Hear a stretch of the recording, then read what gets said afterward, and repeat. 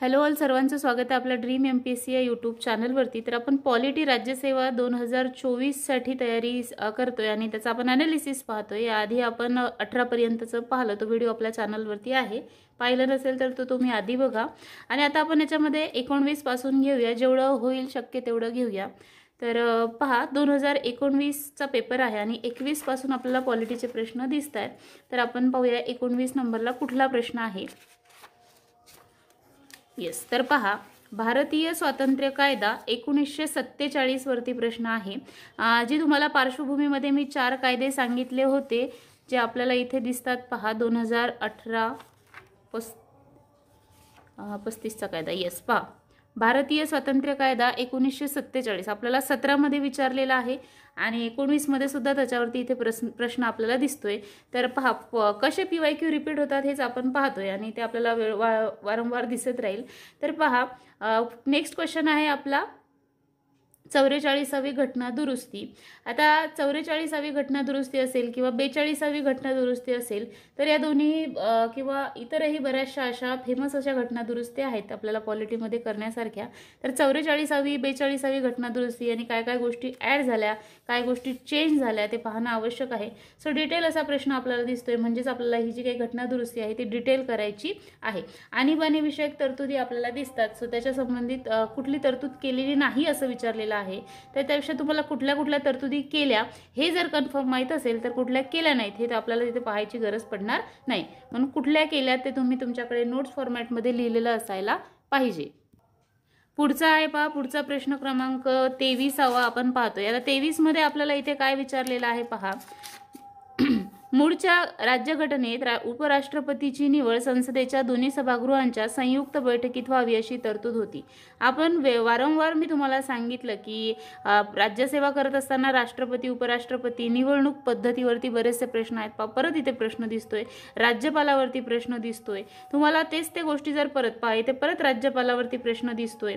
Sir, ह्या गोष्टी परत परत दिसत आहेत, त्यामुळे आपल्याला ते टॉपिक कन्फर्म करायचे आहेत। तुम्ही PYQ मधले जरी टॉपिक आणि त्यात जे जे घटक अंतर्भूत आहेत ते गोष्टी जर डिटेलमध्ये पाहिल्या तर तुमचा पॉलिटीचा अभ्यास चांगला होईल। एक मला अशी कमेंट आली की मी जॉब करतोय आणि एवढे PYQ सोडवले तर चालतील का, एवढं केलं तर चालेल का? वेळ कमी असतो जॉब करणाऱ्यांकडे, परंतु पेपर सर्वांसाठी सारखा असणार आहे, त्यामुळे कमी करून कसं चालेल? हे फक्त एक स्टेप आहे PYQ ॲनालिसिस करणे आणि त्यानंतर अभ्यास करणे, यासोबत आपल्याला बऱ्याचशा गोष्टी तिथे करणं आवश्यक आहे। तर पहा, आपण आता पुढचा प्रश्न पाहूया। या सगळ्या कमेंटवरती एक व्हिडिओ मी बनवणार आहे, कारण इतक्या कमेंट येत आहेत, त्याचे उत्तर कमेंट थ्रू डिटेलमध्ये नाही देऊ शकत आपण, तर एक शॉर्टमध्ये मी व्हिडिओ बनवेल। पुढचा प्रश्न पाहूया आपण, राज्यपालाबद्दल आहे। महाराष्ट्राच्या राज्यपालाबाबत खालीलपैकी कोणते विधान सत्य आहे असा प्रश्न आहे। सो आता परत परत तोच टॉपिक इथे दिसतोय आपल्याला। पुढचा प्रश्न आहे पहा, तुम्हाला सांगितलं होतं की तारखा माहिती पाहिजे। माझ्याकडे एक छोटीशी अशी डायरी आहे, पहा मी तुम्हाला ती दाखवते। हे आपल्या चॅनलचं नावच आहे। या डायरीमध्ये मी असे पॉइंट टाईप जे काय आपल्याला वारंवार वाचावे लागतात असे मी लिहिलेले आहेत आणि तुम्हाला घटना निर्मितीच्या सगळ्या तारखा अशा सिरियली दिसतील। काही जागा वगैरे किती होत्या सुरुवातीला, जी संविधान सभा आपली तयार होत होती, तर त्याचं इथे चार्ट फॉर्मॅट आहे। या सगळ्या तारखा पहा तुम्हाला इथे दिसतील। तर या वारंवार आपल्याला पाहत राहणं आवश्यक आहे आणि त्यासाठी तुम्ही अशी छोटी डायरी कॅरी करू शकता। त्यामध्ये या सगळ्या तारखा तुम्हाला इथे दिसतील त्या सगळ्या याच्यामध्ये आहेत डिटेलमध्ये। त्याच्यामध्ये आपल्याला जे आठवत नाही मग ते लिहायचं आणि ते वारंवार जर आपण वाचत राहिलो तर ते आपल्याला तिथे लक्षात राहतं। सो अशा प्रकारे तुम्ही काही ट्रिक करू शकता किंवा काही चिटकवू शकता, तुमची स्टिकी नोट्स लावू शकता तुम्ही जिथे अभ्यास करत असाल त्या ठिकाणी। सो जुळवणारा प्रश्न आहे आणि सोपा असा प्रश्न आहे, चुकला नाही पाहिजे असा प्रश्न आहे। पुढचा प्रश्न आहे पहा, राज्य विधिमंडळाने संमत केलेले विधेयक राज्यपाल राष्ट्रपतीच्या, परत राज्यपाल विधेयकाच्या बाबतीतच प्रश्न आहे। म्हणजे आपल्याला राज्यपाल हा टॉपिक पूर्ण डिटेल करणं आवश्यक आहे। आपल्याला परत परत प्रश्न त्यांच्या नियुक्ती कोण करते वगैरे, 2 राज्यामध्ये एक असतो की नाही, ते विधान, त्याचसोबत मग विधेयक ते संमत करतात की कुठे अजून पाठवतात, अशा प्रकारचे प्रश्न आपल्याला इथे दिसत आहेत।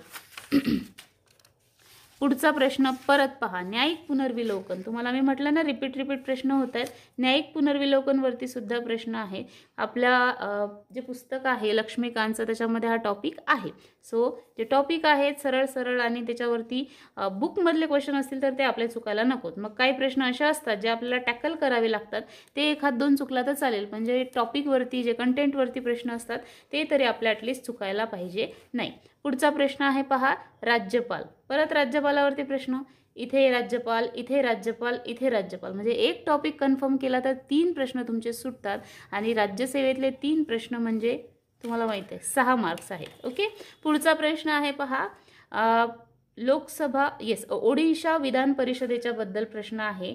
सो नेक्स्ट आपल्याला तिथे विधान परिषद असेल किंवा कुठे आहे कुठे नाही आहे, दोन्ही सभागृह कुठे आहेत कुठे नाही आहेत, अशा प्रकारचे प्रश्न.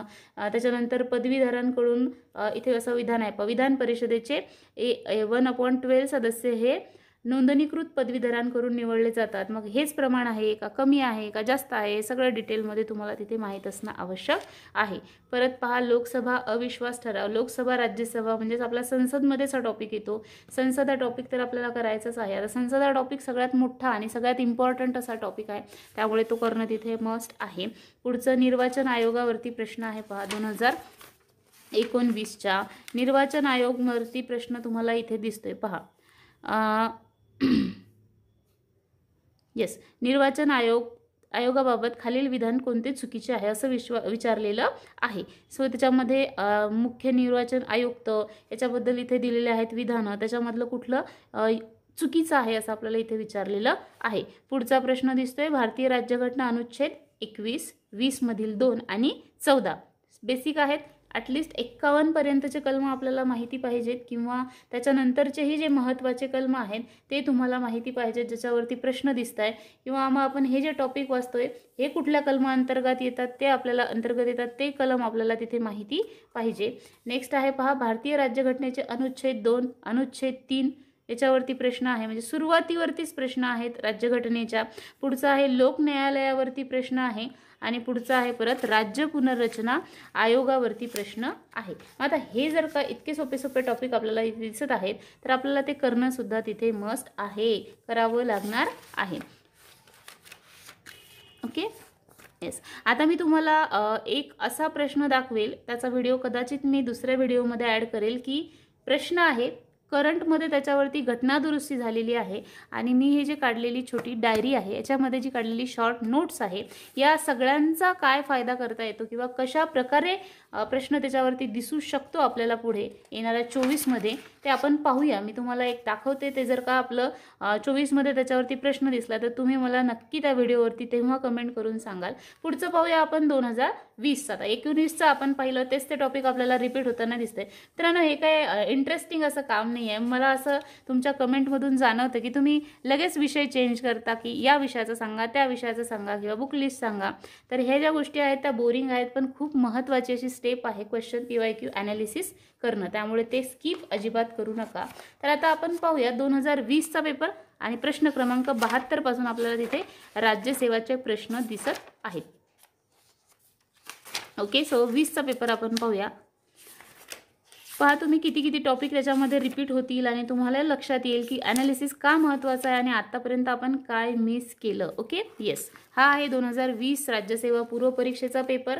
72 पासून आपल्याला पॉलिटीचे प्रश्न दिसतात. पहिलाच प्रश्न आहे घटना दुरुस्ती विधेयक, झालंय रिपीट. लोकसभा सभापतीवरती दुसरा प्रश्न आहे, झालंय रिपीट. त्याच्यानंतरचं हे आहे पहा, लक्षवेधी सूचना, स्थगन प्रस्ताव, हक्कभंग प्रस्ताव आणि हरकतीचा मुद्दा.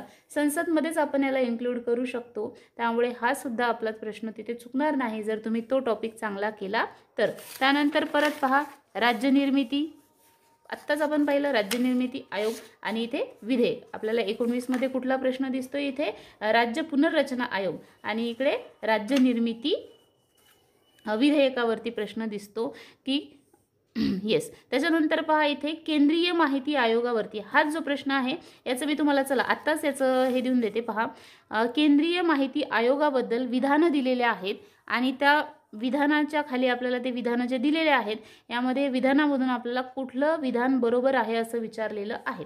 आता पहा, हा जो प्रश्न आहे यामध्ये आपल्याला जे लक्ष्मीकांतचं पुस्तक आहे त्यामध्ये डिटेल माहिती त्याबद्दल आहे. अगदी 3 पानाचं ते 3 पेजचा जो चॅप्टर आहे आणि तुम्ही ते डिटेलमध्ये करू शकता.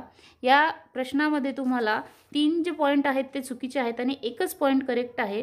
तर पहा, ती घटनात्मक संस्था असून म्हटलेलं आहे. आता तुम्हाला मी माझी नोट्स दाखवते जी मी ते टॉपिक वाचताना काढलेली आहे.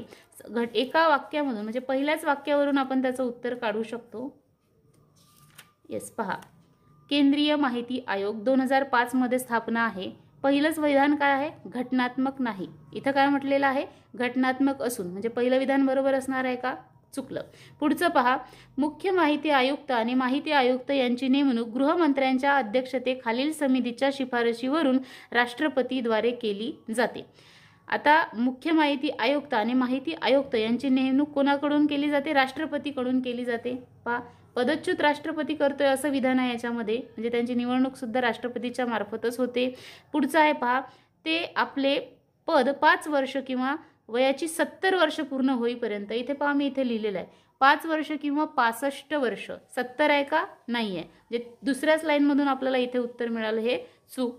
त्यानंतर पहा, ते पुनर्नियुक्तीस पात्र नसतात, पण माहिती आयुक्त हे मुख्य माहिती आयुक्त म्हणून नेमणुकीस पात्र असतात, परंतु ते माहिती आयुक्त पदाच्या कालावधीसह एकूण 5 वर्षापेक्षा जास्त काळ पद धारण करू शकत नाहीत.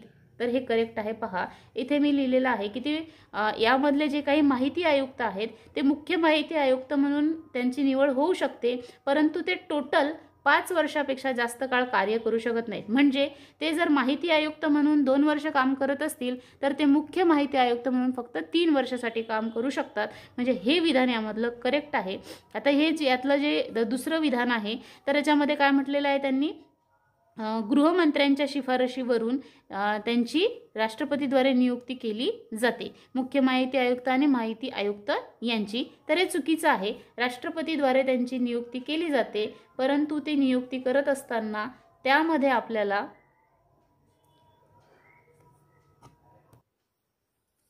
इथे जो गृहमंत्री हा शब्द दिसतोय तर ते नाही आहे. पहा, इथे आपल्याला लिहिलेलं आहे की राष्ट्रपती असते, त्यासोबत पीएम आणि एक अपोजिट म्हणजे विरोधी पक्ष नेता जो असतो तो, आणि कॅबिनेटच्या एका मंत्र्याचे पीएम जे आहेत ते नियुक्ती करतात. यांच्या शिफारस हे जे लोक आहेत ते त्यांची समिती मिळून शिफारस करते राष्ट्रपतीला आणि मग राष्ट्रपती त्यांची नेमणूक करते. इथे पण म्हटलेलं आहे गृहमंत्र्याच्या अध्यक्षतेखालील समितीच्या शिफारशीवरून. त्यामुळे सेकंड विधान करेक्ट रॉंग आहे. फर्स्ट विधान रॉंग आहे. घटनात्मक संस्था नाही आहे. पुढचंही आहे पहा, 5 पेक्षा जास्त नाहीत इतके असं म्हटलेलं आहे, परंतु असं काही तिथे नाही आहे. राष्ट्रपतीला इथे याच्यामध्ये मुख्य माहिती आयुक्त आणि 10 जास्तीत जास्त त्यामध्ये लोक असतील.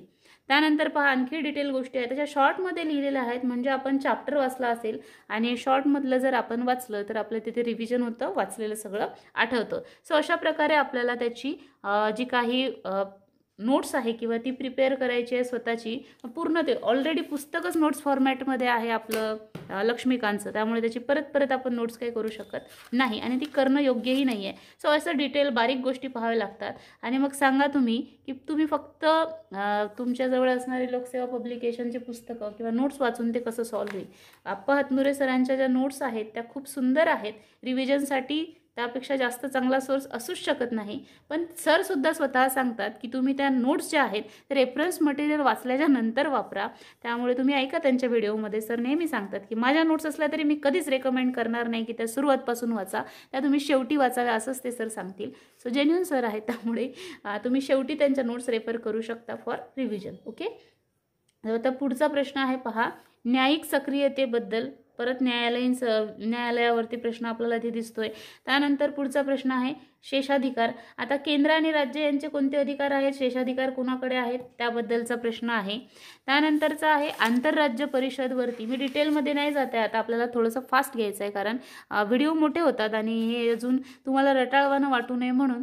ॲक्च्युली हे तुम्ही तुमचं करायला पाहिजे. एक या पॉईंट्सचा तुम्ही वापर करून तुम्ही तो प्रश्न वाचून मग त्याचं तुम्ही ॲनालिसिस तिथे करणं आवश्यक आहे. पुढचा आहे पहा 79 नंबरचा प्रश्न. कशावरती आहे? विशेषाधिकार येस, आंतरराज्य परिषदेवरती प्रश्न आपल्याला इथे दिसतोय. त्यानंतरचा पुढचा प्रश्न आहे विशेषाधिकार समितीवरती प्रश्न दिसतोय. लोकसभा म्हणजे परत संसद. त्यानंतर पहा राष्ट्रीय युवक धोरणाबद्दलचा प्रश्न दिसतोय. पुढचा प्रश्न आहे अनुच्छेद 111, 117(3), 117(1) कशावरती आहे लक्षात आलं असेल तुमच्या GST वरती, वित्त विधेयक किंवा मनी बिलवरती हा प्रश्न आपल्याला इथे दिसतोय. आता 111 कलम काय आहे ते तुम्हाला तिथे पाहणं मग आवश्यक आहे. 117(3) मध्ये काय सांगितलेलं आहे ते तिथं पाहणं आवश्यक आहे. तर हे वित्त विधेयक म्हणजेच धन विधेयकाबद्दलचा असणारा हा प्रश्न आहे. ओके, तर याची सुद्धा शॉर्ट नोट्स आहे बरं, असं काही नाही आहे की नाही आहे म्हणून. तर याची सुद्धा शॉर्ट नोट्स आहे. तुम्ही अशा प्रकारे तुमच्या नोट्स प्रिपेअर करा. मी काय माझ्या डायरीचं प्रमोशन नाही करत आहे. आता याच्यावर प्लीज कमेंट करू नका की त्याचे फोटो पाठवा. हे नोट्स ज्या आहेत, माझ्या नोट्स तुम्हाला करणार नाहीत, तुमच्या नोट्स मला करणार नाहीत. सो त्या आपल्या आपल्या आकलन क्षमतेनुसार त्या असायला पाहिजे. म्हणूनच मी म्हटलं की दुसऱ्या कुणाच्याही नोट्स आपण वाचायच्या नाही. पुढचा आहे पहा अनुच्छेद 200 वरती प्रश्न आहे. नंतरचा प्रश्न आहे उच्च न्यायालय न्यायाधीश म्हणून नेमणूक करण्याबाबत खालीलपैकी कोणता निकष चुकीचा आहे. त्यानंतरचा प्रश्न आहे पहा आपली जी कलम आहे, कलमबद्दल प्रश्न विचारलेला आहे. याच्या पर्यायामध्ये जे 4 कलम दिलेले आहेत, या 4ही कलम आपल्याला माहिती पाहिजे. 30 मध्ये काय आहे, 16 मध्ये काय आहे, 28 मध्ये काय आहे आणि 29 मध्ये काय आहे. त्याचा ते प्रश्न पाहिल्या आपल्याला इथे 4 शब्द दिसतात. इथे 3-4 धर्म, वंश, जात आणि भाषा किंवा यापैकी कोणत्याही कारणास्तव प्रवेश नाकारला जाणार नाही. काय आहे, कलम 16 आहे. सो हे सगळं आपल्याला इथे पाहायचं आहे. मग उच्च न्यायालय असेल, सर्वोच्च न्यायालय असेल, त्याच्यावरती प्रश्न दिसत आहेत. म्हणजे तेच ते टॉपिक जर रिपीट होत असतील तर हाऊ कॅन यू स्किप. तुम्ही ते स्किप अजिबात करू नका. पुढचा पहा, तुम्ही हे सगळे जरी आपले टॉपिक तुम्ही टॅली केले ना तर याच्यामध्येच कितीतरी गोष्टी तुम्हाला इथे परत परत दिसतील. पहा राष्ट्रपती निवडणूक, राष्ट्रपती विधेयक, जिल्हा न्यायाधीश, आताच इथे आपण उच्च न्यायालय न्यायाधीश पाहिलं. तुम्ही जर का ते सगळं काही एकमेकासोबत कंपेअर करून केलं काल सांगितलं त्याप्रमाणे तर ते तुम्हाला कठीण जाणार नाही. चला मग आता 21चं पटकन आपण ॲनालिसिस पाहूया. 21 मध्ये परत 72 पासून आपल्याला प्रश्न दिसत आहेत. 72 व प्रश्न पाहूया कशाबद्दल आहे तर येस 2021चा पेपर प्रश्न क्रमांक 72 शोषणाविरुद्धचा हक्क. आपल्याला काल खाली काय दिलेलं आहे 4 विधानं आणि कुठलं विधान जे आहे ते बरोबर आहे असं म्हटलेलं आहे. आता आपण त्याचं पर्याय पाहूया.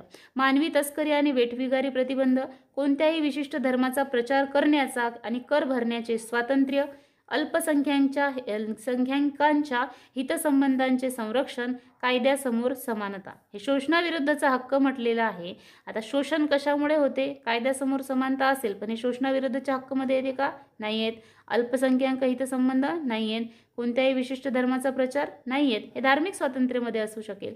मानवी तस्करी आणि वेठबिगारी प्रतिबंध हे येतं, म्हणजे हे त्याचं उत्तर. मग काही प्रश्न तुम्हाला पर्याय माहिती नसले तरीही सोडवता येतात. जे आपण मॅजिक नाही लॉजिक व्हिडिओ पाहिले होते त्यामध्ये मी तेच सांगितलं होतं की बरेचसे प्रश्न असे असतात जे तुम्ही नाही वाचलं तरी तुम्ही एक आपल्या सत्सद विवेक बुद्धीचा वापर करून कॉमन सेन्स वापरून सोडवू शकता. सो असेही काही प्रश्न असतात. किंवा कधी कन्फ्युजन झालं तर अशी तुम्ही तिथे लिंक लावू शकता, आयडिया लावू शकता. परत पुढचा प्रश्न पहा राष्ट्रपती निवडणुकीवरती. नेक्स्ट क्वेश्चन आहे पहा आपला जिल्हा न्यायाधीशांच्या बाबतीतला. जिल्हा न्यायाधीशांच्या बाबतीत आपल्याला इथे विधानं दिलेली आहेत की त्यांची नियुक्ती कोणाकडून केली जाते. ओके, पुढचा प्रश्न आहे जोड्या लावा. येस राज्यघटनेचे स्त्रोत दिलेले आहेत तिकडे आणि ते कुठून घेतलेलं आहे त्याच्यावरती जोड्या लावा. आधी याच्यावरती बरेच प्रश्न यायचे, आता थोडं कमी झालं आहे. आता 4 गोष्टी माहिती पाहिजे तेव्हा उत्तर सोडवता येतं आणि म्हणूनच लोक म्हणतात की MPSC कठीण झाली आहे. कठीण झालेली नाही आहे म्हणता येईल आपल्याला, ती डिटेल झालेली आहे. पुढचा प्रश्न आहे राष्ट्रीय आणीबाणी. आपण आत्ताच याच्या आधीच्या पेपरमध्ये पाहिलं ना 44वी घटना दुरुस्ती विचारली होती. मग आता आपल्याला इथे परत कशावरती प्रश्न दिसतोय, राष्ट्रीय आणीबाणीवरती. जर तिथे आपण तो केला असता तर इथे सुटला असता है ना. त्याच्यामुळे PYQचा आधार यासाठीच घ्यायचा असतो. परत तुम्हाला स्वतः ते प्रश्न सांगतायत की आम्ही परत येणार, पुन्हा येणार. त्यामुळे आपल्याला हे सगळे टॉपिक करणं मस्ट आहे. पुढचा परत पहा राष्ट्रपती कोणतेही सर्वसाधारण विधेयक, राष्ट्रपती विधेयक. फास्ट मी घेते. राष्ट्रपती विधेयकावरती प्रश्न दिसतोय. मोबाईलची बॅटरी लो झाल्यामुळे आपला टॉर्च बंद झाला. नेक्स्ट क्वेश्चन आहे, पहा फास्ट घेते मी थोडं. आता तुमच्या लक्षात आलं ते की मला नेमकं काय सांगायचं आहे. तर पुढचा प्रश्न आहे आपल्याला इथे दिसतोय तो कॅगशी संबंधित आहे. त्यानंतर विधान परिषदेचा प्रश्न आहे. त्यानंतर जम्मू काश्मीर संबंधित प्रश्न आहे. त्यानंतर भारतीय राज्यघटनेतील 1992ची 74व्या घटनादुरुस्ती, मी सांगितलं 74 73 दोनच घटनादुरुस्ती करायची आहे. महाराष्ट्र विधान परिषदेला 50 वर्ष कधी पूर्ण झाले त्यावरती प्रश्न आहे. तर राज्यात राहतो त्यामुळे त्याबद्दल माहिती पाहिजे. पुढचा प्रश्न आहे परत पहा, अनुच्छेद क्रमांक शब्दांचे नमुने राज्यघटनेच्या कुठल्या अनुसूचीमध्ये आहेत असं विचारलेलं आहे. त्यानंतर लोकसभेच्या अध्यक्षाबद्दल आपल्याला इथे प्रश्न दिसतोय. भारताच्या मार्क्समध्ये CPIची स्थापना विचारलेली आहे आणि लोकसभा अध्यक्षाबद्दल इथे प्रश्न दिसत आहे. सो पहा, अशा प्रकारे आपले इथे प्रश्न जे आहेत ते आपण पॉलिटीचे पाहिलेले आहेत. आय होप तुम्हाला मला काय सांगायचं ते लक्षात आलं असेल. आपण 22चं आणि नंतरचं 23चं 2 वर्षाचं विश्लेषण पुढच्या व्हिडिओमध्ये पाहूया. हा व्हिडिओ पूर्ण पाहिला त्याबद्दल धन्यवाद. भेटूया पुढच्या व्हिडिओमध्ये. हे काम बोर आहे मित्रांनो, पण खूप आवश्यक असं काम आहे, त्यामुळे ते करणं आवश्यक आहे. चला मग भेटूया पुढच्या व्हिडिओमध्ये. व्हिडिओ आवडला असल्यास लाईक करा आणि चॅनलला सबस्क्राईब करायला विसरू नका. Thank you so much for watching.